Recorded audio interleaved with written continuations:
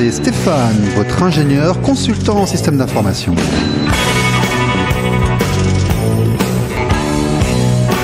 Bonjour, c'est RLP Business.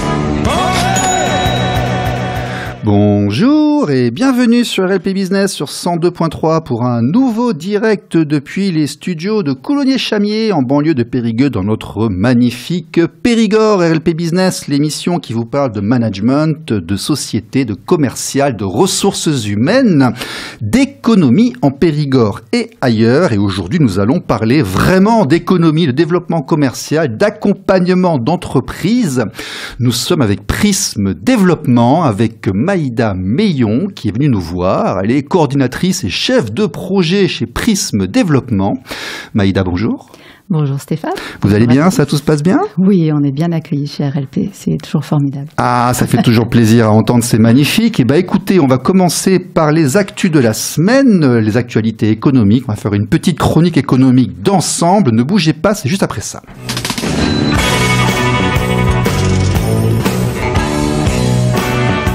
Les actualités. Alors, bonjour à tous. En ce début 2025, l'économie française navigue dans des eaux troubles. Enfin, ce début, on est plutôt au mois de juin, là. Mais selon l'INSEE et la Banque de France, la croissance du PIB stagne, a été prévue à seulement 7% pour l'année. Après, mais bon, ça c'est les chiffres officiels, hein. Beaucoup de gens disent qu'on est en récession quand on en parlait avec le MEDEF ou la CCI. On a été un peu boosté par les JO de Paris, mais les secteurs de la construction sont en train de plonger et ceux qui s'en sortent le mieux chez nous, pour l'instant, c'est quand même la restauration, un petit peu le social et quelques secteurs très très pointus comme les vétérinaires et ce genre de choses. Côté finances publiques, le tableau est sombre. On a dépensé 1 milliard pour la Seine, là, mais on a un déficit public qui flirte avec les 6-7% du PIB, si ce n'est pas plus, avec une dette qui s'alourdit. Le chômage, lui, grimpe à 8%, avec beaucoup de pertes d'emplois, et quand on sait que le mode de calcul du chômage a été régulièrement recalculé pour correspondre aux attentes des politiciens, on est un petit peu inquiet. Alors, les nouvelles sont pas bonnes, on le dit ici depuis un certain temps, beaucoup de sociétés remboursent les emprunts du Covid et autres, c'est pas forcément extraordinaire, quelques-uns s'en sortent, mais la Dordogne est particulière. La Dordogne est un écosystème et là aujourd'hui nous avons une association qui accompagne les entrepreneurs et les chefs d'entreprise et donc avant de regarder en détail ce qu'ils font, on va leur demander leur avis sur la situation économique du Périgord. Alors Maïda, dites-nous là, Comment on va? Eh oui, effectivement, on constate les mêmes situations à la différence près qu'effectivement on est en Dordogne dans un territoire de résilience quand même, et où les gens sont quand même très forts, très très forts. Donc effectivement, nous on est un petit peu à la fois on est à l'interface de toutes ces difficultés parce qu'on accompagne à la fois des petites entreprises sur leur fonctionnement quotidien, mais on accompagne également en fait des particuliers sur leur parcours de transition professionnelle ou de recherche d'emploi. Qui va bien, qui ne va pas bien, quels sont les secteurs porteurs, comment se porte le Périgord? Mais comment se porte le Périgord? Tous les gens qui sont ancrés dans le local et ils y arrivent et c'est le lien humain en fait pour le moment qui sauve l'économie parce que par contre le circuit court, les liens humains, le relationnel. Oui, absolument. D'accord. Ok. Et il y a des secteurs et la force des équipes internes aussi, qui sont dans toutes les entreprises où en fait il y a une force humaine qui est en capacité de s'adapter en fait et de trouver des astuces pour pallier à des difficultés. Celle-là, elle résiste. Oui. D'accord. Donc là, j'entends des choses intéressantes. On parle d'humain. Derrière, on entend coaching, on entend conseil, on entend accompagnement. C'est l'invité de la semaine, c'est Maïda Meillon. Ne bougez pas, c'est juste après ça.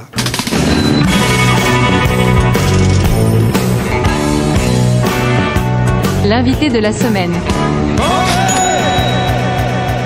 Maïda Meillon de Prisme Développement. Alors, expliquez-nous un petit peu, qu'est-ce que Prisme Développement?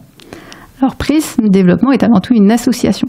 C'est une association loi 1901 qui est donc un collectif avec des personnes de tous horizons qui souhaitent contribuer à un projet. Et le projet de Prisme, c'est d'accompagner les individus, les associations et les entreprises dans le développement de leurs projets, pour la viabilité et le développement, dans le respect des valeurs de l'économie sociale et solidaire, c'est-à-dire en prenant en compte également l'impact que les activités ont sur les individus, sur l'environnement social et sur l'environnement écologique. Donc en fait, vous proposez un certain nombre de prestations que je vais lire à votre dépliant, facturation et devis, optimisation de votre trésorerie, de la fiscalité un petit peu. On accompagne en fait les clients dans la compréhension de ce qu'essaye de leur expliquer leur comptable, vous voyez. Mais dans le quotidien vraiment, c'est-à-dire le lundi matin, le lundi midi, le lundi soir. Vous voyez, gestion administrative et comptable, relais auprès des tiers, fournisseurs, donneurs d'ordre, URSSAF, impôts, avocats, huissiers, experts comptables. Donc que vous soyez en statut, dans les différents statuts, gestion administrative complète, gestion comptable et financière, gestion des ressources humaines, management participatif, formation, développement commercial, développement web, normes qualité handicap, etc., etc., en partenariat avec la région, Nouvelle-Aquitaine, région académique, pardon. En fait, vous êtes la boîte à outils de l'entrepreneur qui se consacre à son métier d'origine et vous l'accompagnez, vous l'aidez pour tout ce qui va autour, c'est ça ? C'est ça, exactement, tout ce qui va autour, à la fois dans les micro-détails que sont l'utilisation d'un outil informatique, de comment j'organise mes papiers et comment je m'adresse à mon salarié, que dans l'analyse globale en fait de l'activité et de comment je stratège mes achats, mes ventes et mon développement local. D'accord. On se place en partenariat complet et en collaboration avec les partenaires professionnels de la spécialité du métier. Donc, dans le bâtiment, par exemple, on va travailler en partenariat avec la CAPEB, on ne les remplace pas du tout ces tiers-là. Au contraire, on se met dans un petit rouage complémentaire qui facilite en fait les collaborations. CAPEB qui était ici il y a quelques semaines, on les salue. Tout à fait, on les salue, ils font un magnifique travail. Tout à fait. Et donc pour tout ça, et pour la structuration de Prism, on a été accompagné par les fonds européens et la région qui soutiennent en fait ce projet. Vous êtes combien chez Prism Développement ? Alors, on est une association avec toutes sortes d'adhérents qui sont actifs, etc. Et voilà. Oui. Et on est en équipe. On a une équipe technique interne avec des compétences administratives, gestion, comptable, juridique de 5 personnes. D'accord. Et on se met en partenariat avec des acteurs locaux, des prestataires pour tout ce qui n'est pas de notre compétence ou tout ce qui est, voilà. On cherche les ressources en interne et en externe. Et du coup, on est très intéressés justement pour être en collaboration. Une boîte de conseil avec 5 ressources en interne, c'est déjà un potentiel de savoir et de réponse aux questions quand même. La particularité de Prism et du fait que ce soit une association, c'est qu'on va chercher également à créer des complémentarités entre les personnes qui bénéficient en fait des conseils, qui soient des entreprises qui vont pouvoir trouver des intérêts et des collaborations avec des associations ou intersecteurs, etc. Donc on a aussi ce levier de réflexion collective au cours des projets individuels qu'on développe. Comment est né ce projet de Prism Développement ? Parce que j'entends subvention européenne, j'entends, mine de rien, certaines dynamiques, certains moyens mis en œuvre. De qui vient l'idée ? Qui est-ce qui a mis ça en place ? Quel a été le parcours pour aboutir à Prism ? Alors en fait, ce sont 3 fondateurs qui sont des seniors sur le milieu du travail, c'est-à-dire qu'ils ont passé 45 ans, oh là là, même s'ils doivent encore travailler Mon Dieu, on peut plus aller à la JCI. J'étais à la JCI à une époque, on peut plus y aller. Vous connaissez la JCI ? Non, dites-moi. Junior Chamber International. Oui. Il faut avoir moins de 40 ans, c'est fini. Non, mais c'est ça. Voilà. Donc voilà. Donc c'est assez rigolo parce que ce week-end, j'ai travaillé avec des structures où il y avait des gens de 70 ans qui m'ont dit « mais je ne comprends pas, des seniors, vous parlez de seniors à 45 ans ou 50 ans ?» Ben oui, sur le marché de l'emploi, ça peut se produire. En tout cas, que des personnes qui ont déjà eu des parcours avec forcément des personnes qui ont une maturité. Voilà, une expérience et une maturité.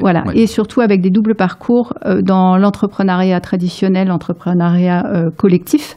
Dans l'économie sociale et solidaire sous forme de coopératif ou de collectif ou d'associatif et dans des secteurs très différents, que ce soit l'aéronautique, que ce soit le paramédical, différents secteurs, et en fait avec des constats partagés au sein de projets qu'on a tous conduits autour de la réflexion sur comment on fait bouger ce territoire. On a tous participé à des diagnostics territoriaux avec les collectivités locales, départementales, etc., sur l'emploi, sur la situation des entreprises qui n'arrivent pas à recruter, sur la situation des personnes qui cherchent un emploi qui n'arrivent pas à en trouver, sur comment on fait et quels leviers.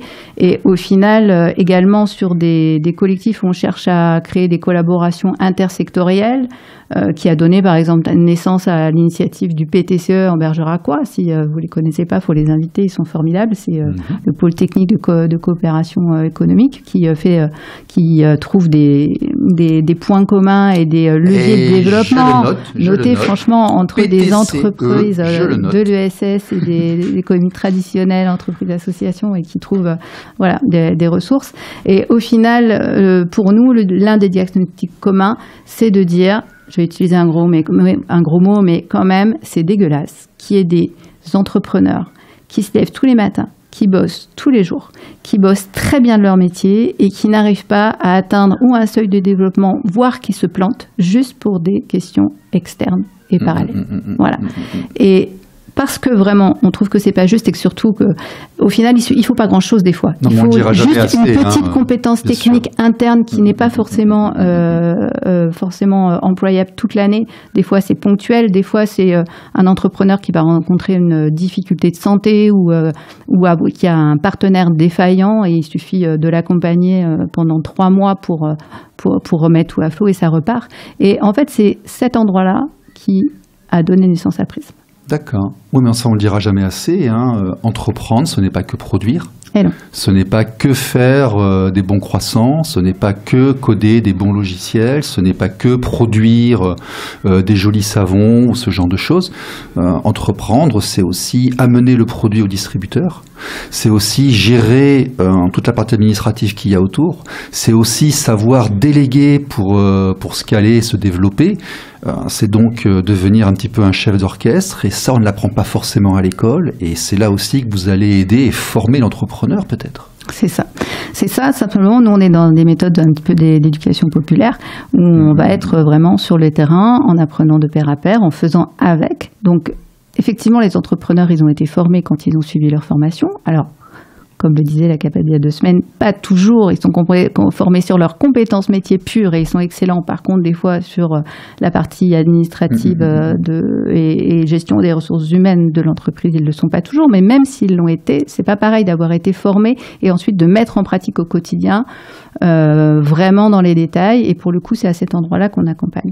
On accompagne en étant dans l'entreprise, à la mise en place, à l'amélioration des process, en cherchant à s'adapter très, très précisément, et c'est là qu'on agit, au fonctionnement intellectuel de l'entrepreneur et des personnes avec lesquelles il travaille. De quelles sont leurs compétences. Est-ce qu'ils sont dans la langue? Est-ce qu'ils sont à l'aise avec tel logiciel? Est-ce qu'ils sont d'analyse visuelle? Est-ce qu'ils sont, est-ce qu'ils sont plutôt d'analyse avec le papier, avec le dessin? Est-ce qu'ils sont à l'aise avec le numérique? Comment ils font? Est-ce qu'ils se déplacent? Est-ce qu'ils sont au bureau? On va vraiment chercher à adapter et à créer des outils qui sont adaptés à leur situation extrêmement précise.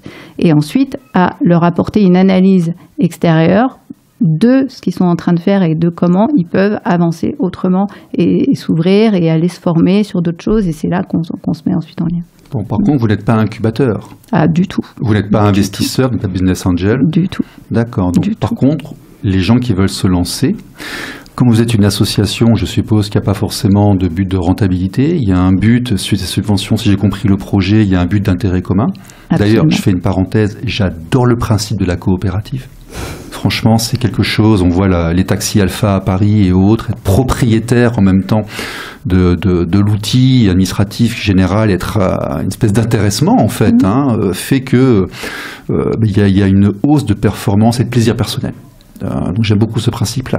Donc vous êtes, de la mise en place jusqu'à ce que la société atteigne 3, 4, 5 employés, on va dire. En fait, c'est surtout jusqu'à ce que alors sur la partie purement gestion d'entreprise. Après, ils vont internaliser. Donc, voilà, on est là jusqu'à ce que la personne soit en capacité d'employer vraiment de façon durable une personne de type assistant de direction, pas juste quelqu'un de secrétaire. Après, on va intervenir à d'autres endroits pour des PME, sur des processus de et transformation. L'assistante de direction, elle vient en 4e, 5e position dans le développement, c'est ça? C'est pire que ça. C'est-à-dire qu'en Dordogne, on a quand même 90% des entreprises qui ont à peine un salarié. Donc, on n'y est pas du tout. Enfin, là, pour le coup... Mais je veux dire, imaginons, dans un monde parfait, idéal, je crée une société, mon premier employé, c'est pour la production. Absolument. Mon deuxième employé, c'est pour la production. Dès que je vais pouvoir avoir un administratif pour me soulager, je vais le faire, mais quand je pourrai... En 3 ou 4e, parce qu'en général, il y a un commercial entre les deux. Oui, pour augmenter le chiffre. Lequel chiffre me permettra d'employer un administratif. Et après, je vais commencer à déléguer ce groupe administratif, commercial, production en position entre 5 et 7 à peu près, c'est ça? D'accord. Ok. C'est un cap d'ailleurs, hein. C'est un cap difficile à mener parce que vraiment là, on délègue. Exactement. Ok. Tout à fait. On est effectivement sur ce qu'on produit également dans l'association et pourquoi on est une association.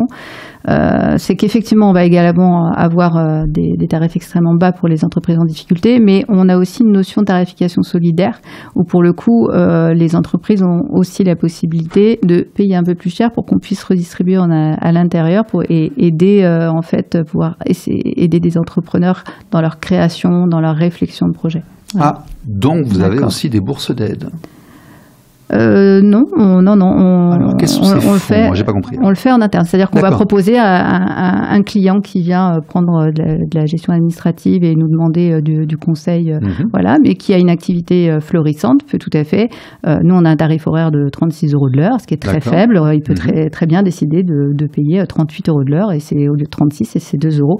Nous, on va aller, en fait, on va pouvoir travailler pour quelqu'un, un particulier qui peut pas payer pour construire son projet professionnel. Pour créer son entreprise. Il y a un système de vase communicant. C'est une dynamique interne à l'entreprise. Voilà, c'est un choix. C'est un choix d'entreprise. Voilà. Vous avez des budgets pour travailler moins cher pour ceux qui ne peuvent pas au départ, parce que ceux qui vont bien compensent. Exactement. D'accord, c'est bien ça. Et ensuite, on va chercher des fonds publics, entre guillemets, pour essayer de générer de la ressource à partager et à mettre à disposition sous forme de commun. Voilà. D'accord, ok. Alors, vous avez 4 ou 5 ressources internes, vous m'avez dit, quelles sont leurs spécialités? C'est de la comptabilité, c'est de la gestion d'entreprise, c'est du RH sur vraiment la question humaine et de management et du juridique. Voilà. C'est vraiment Okay. Et ensuite, on a des partenaires qui sont très identifiés, qui ont des compétences vraiment spécifiques en informatique et des compétences spécifiques en transformation humaine en fait et collaborative des équipes. Quand pour le coup, quand on s'adresse à des PME qui auraient envie, par exemple, à un moment donné, qui se rendent compte qu'ils sont en train de toucher un petit peu les bords de leur activité et qui ont vraiment besoin de se développer, qui vont choisir ou de se diversifier ou d'aller vers une norme ou d'aller de changer de local et donc d'avoir à accompagner leurs équipes dans le mouvement d'adaptation à ça. C'est pas toujours facile en posture de chef d'entreprise et pour le coup, pour que ces mouvements soient plus efficaces, il faut qu'ils soient intégrés et acceptés et que les personnes y aient participé aussi dans la construction. C'est aussi la dynamique USS et en fait, nous, on est en capacité en groupe avec des partenaires d'accompagner ces transformations et ces changements pour qu'au final, toutes les équipes participent au changement et l'acceptent et au contraire soit extrêmement mobile ensuite et investi sur les futurs de l'entreprise. Je suis en train de me dire que vous avez un vivier potentiel de personnes à aider, à accompagner qui est gigantesque parce que toute PME qui ne veut pas forcément, qui ne veut plus stagner mais qui veut se développer, qui voudrait des conseils pour savoir stratégiquement comment je fais pour me consolider, me renforcer, être moins à la merci des imprévus. Et on a vu depuis ces dernières années que les imprévus peuvent avoir une influence. Donc il faut avoir les reins solides. En fait, ils peuvent venir vous voir. C'est ça. Le mois dernier, on a beaucoup travaillé, nous, en interne, sur la question de la charge mentale de l'entrepreneuriat et sur la solitude du dirigeant qui sont en lien. Et sachant que dans la charge mentale de l'entrepreneuriat, il n'y a pas du tout que le chef d'entreprise. Mais pour le coup, au final, quand les personnes viennent nous voir pour quelque chose d'extrêmement précis, au final, la réalité nous donne à voir que les gens restent, qui restent en lien avec nous et qu'on continue à les accompagner au quotidien parce que le premier besoin auquel on répond chez eux, au final, c'est la solitude du dirigeant. C'est comment je fais tout seul pour réfléchir et pour prendre des décisions. Mais au final, quand on a quelqu'un qui connaît très bien l'activité de l'intérieur, les structures, les contraintes, les enjeux, mais qui a une posture extérieure, alors il peut nous conseiller, on peut avoir des discussions naturelles et régulières pour faire avancer et trouver d'autres ouvertures, parce qu'en même temps, nous, on a d'autres savoirs, on est extrêmement transversaux, donc on a des expériences d'autres secteurs, et on est en lien avec toutes sortes de partenaires qui peuvent être tout à fait des leviers, en fait, de collaboration sur ces sujets-là. Et au final, quand on est chez Prism, les personnes sentent cette dynamique et sont très contentes de pouvoir sentir un collectif. Vous les faites se rencontrer un petit peu entre eux? Oui, il y a du ça fait, oui, tout à fait. Donc c'est un peu comme aussi, il y a un réseau d'entrepreneurs, comme on peut le trouver. Oui, mais pas au sens où il est décliné. On n'est pas sur des clubs d'entreprise. Les gens sont libres, ils font ce qu'ils veulent et ils collaborent ou pas, et sur des sujets ou pas. Et justement, il n'y a pas de... c'est plus du partage et de la collaboration spontanée, mais il n'y a aucune obligation. On invite par contre à soutenir la dynamique de croissance. C'est une petite pique dans le BNI, ça, peut-être? Non, du tout. Non, du tout. C'est parce que quand vous dites réseau d'entreprise, ça recouvre quelque chose de très clair ici. Oh, je pensais à Accessible, je pensais à Pascal Perchon, je pensais à Xavier Van Geragen, je pensais à des gens qui mettent les gens ensemble comme ça. Voilà. Il y en a beaucoup dans le MEDEF aussi. Il y en a beaucoup. C'est surtout pour se rencontrer et briser cette solitude de l'entrepreneur. Parce que l'entrepreneur, on va faire un peu de sociologie, mais on se rend compte qu'aujourd'hui, déjà, il ne faut pas oublier que la PME et l'entrepreneuriat, c'est le premier employeur de France, c'est le tissu économique, qu'il y a une énorme guerre informelle, non dite, mais qui est très puissante entre les grosses sociétés, les grosses multinationales qui disent les restaurants, c'est à moi, les gaufres, c'est à moi, les croissants, c'est à moi, parce qu'on est international et on veut tout faire chez nous, quitte à racheter des producteurs locaux pour les mettre salariés, à leur service à eux, et la personne du peuple en fait. Donc non, mais on va faire un peu on va faire un peu de marxisme. Allez, il y a un peu de lecture marxiste aujourd'hui. Allez, on n'est plus du tout au XVIIIe siècle, je veux dire. Aujourd'hui, avoir sa société avec 3-4 employés ne fait pas qu'on appartient à la grande internationale. Ah non. Absolument pas. Ce sont des gens comme tous les autres, et pourtant, il faut voir un peu ce qu'on leur demande, il faut voir un peu la pression qu'ils ont. Il y a une sociologie aussi. Moi, j'interviewe régulièrement des coiffeuses, des gens qui font tel métier ou autre. Ce sont des gens forts, capables de travailler plusieurs dizaines d'heures par semaine. Ce qui leur pose des problèmes de développement, parce que quand ils embauchent des gens, ils ne sont pas aussi impliqués qu'eux, par exemple. Mais on reste quand même dans des personnes comme vous et moi, qui n'ont pas forcément appris à l'être, qui y sont par nature. Et donc, il y a un intérêt à aller se faire seconder, accompagner, conseiller pour tenir. Puis une complexification également de tout ce qui est demandé, et surtout depuis le Covid, en fait, depuis quelques années, avec le tout numérique, on a une complexification en fait des process à mettre en place pour faire des choses simples qu'on faisait avant. Et qui pour le coup complexifie énormément la gestion simple, basique des tâches de base de l'entreprise. J'ai fait des boîtes dans 4 pays, la pire c'est la France. Je veux dire, quand on a un courrier qui arrive avec la Marianne dessus, là, c'est quand même très flippant. Et ça, c'est ici. On se dit, mon Dieu, si je cache pas la bonne case, si je ne signe pas le bon papier, il peut y avoir des conséquences terribles. Oui, c'est ça. Ok. Bon. Qui vient vous voir? Est-ce que vous avez identifié des secteurs de métiers ou des profils qui sont plus susceptibles d'avoir besoin d'aide que les autres? Est-ce qu'on a identifié des secteurs? Non, on n'a pas identifié de secteur spécialement. Il y a des secteurs où ils vont rester à 2 ou 3 personnes. Ils vont rester comme ça, pas un salon de coiffure, à moins qu'ils veulent décliner plusieurs salons. Il ne va pas grossir à 20 ou 25. Enfin, c'est un exemple, mais Oh, mais ça va être la restauration, ça va être le bâtiment, ça va être tout le petit entrepreneuriat. En fait, c'est en fait les deux grosses cibles entre guillemets qui viennent nous voir, c'est le petit entrepreneur qui dépasse tout seul avec sa petite entreprise, tout secteur confondu. Là, on va avoir quelqu'un dans l'immobilier, on a un coiffeur, on a un chauffagiste, restaurateur, c'est pas le sujet. On a eu des personnes en libéral, sur des activités libérales que je nommerai pas et de haut niveau, mais qui sont quand même tout seuls. Okay. Par contre, effectivement, il peut y avoir des systèmes sclérosants, enfermants. On est souvent avocat parce qu'on est fils d'avocat, on est souvent ceci. Est-ce que vous avez remarqué, vous aussi, qu'il est plus facile d'entreprendre et d'être entrepreneur lorsqu'on est issu d'une famille d'entrepreneurs? Alors ça, c'est vrai dans n'importe quel métier, parce qu'en fait, on grandit avec les codes du métier. Donc, effectivement, chez nous, vous pensez que c'est différent dans d'autres pays? Oui. Le rêve américain, c'est très différent. Ouais. Bon, après, moi, je suis fille de prof, alors vous savez. Je suis arrivée dans l'entrepreneuriat, c'était pas par infusion, mais par contre, c'était par, c'est une forme différente pour moi d'apporter de l'intérêt général, en fait. Vous faites du conseil à l'entreprise. Est-ce que vous-même, vous avez goûté à l'entrepreneuriat? Ah oui, moi, j'ai dirigé toutes sortes de structures, sous toutes sortes de statuts, en libéral, en SARL, en SCI, en grand groupe, en associatif, en collectif, oui. Okay. Et j'ai monté beaucoup de structures moi-même et conduite pendant plusieurs années. Tout ça fait avec si on va gros vous voir, vous savez de quoi on parle, vous avez vécu tout ça. Oui, moi j'ai conduit des équipes sur des marchés aussi bien de particuliers que de professionnels que de grosses entreprises et de collectivités. Donc, tout à fait. Okidoki. Écoutez, Prisme Développement, ça sent le bon plan. En plus, ça rime. C'est gentil. Qu'est-ce qui attend, Prisme? Qu'est-ce qu'on peut vous souhaiter? Qu'est-ce qui vient dans les années qui viennent là, dans les années qui viennent, alors là... Qu'est-ce qu'il faudrait qu'ils viennent? Quels sont vos projets? Qu'est-ce que vous aimeriez? On aimerait que les gens des différents secteurs s'intéressent plus les uns aux autres, parce que, surtout en Dordogne, c'est vraiment ces liens à construire qui vont donner de la résilience. Brasser les intervenants. Qui vont donner de la résilience aux entreprises et aux territoires. C'est vraiment cet endroit-là.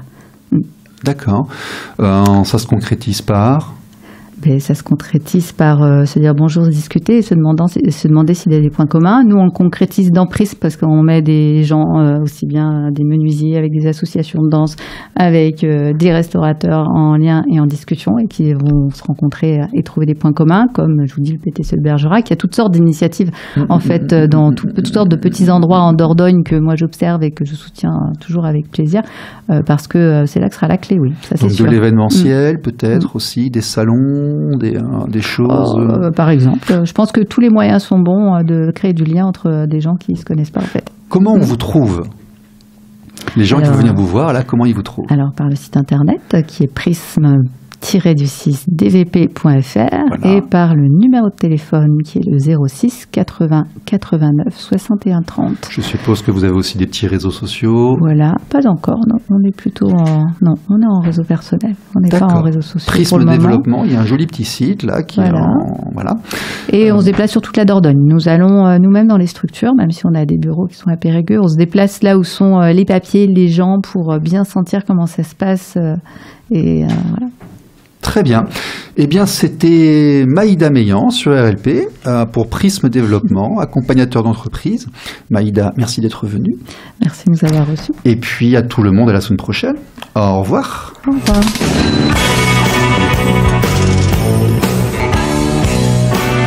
RLP Business. RLP.